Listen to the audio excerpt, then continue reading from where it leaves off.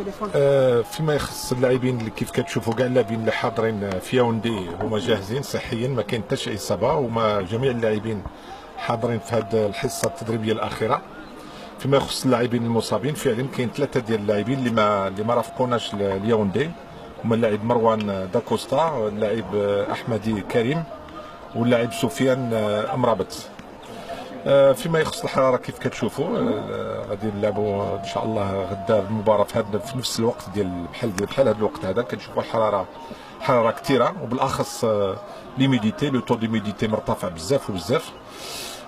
فيما يخص الصيام فعلا نتمناو ان شاء الله غدا اللاعبين نتمناو باش ما غيكونوا فاطرين، ما غيصوموش. هذا الشيء اللي اتفقنا عليه ريستا كونفيرمي.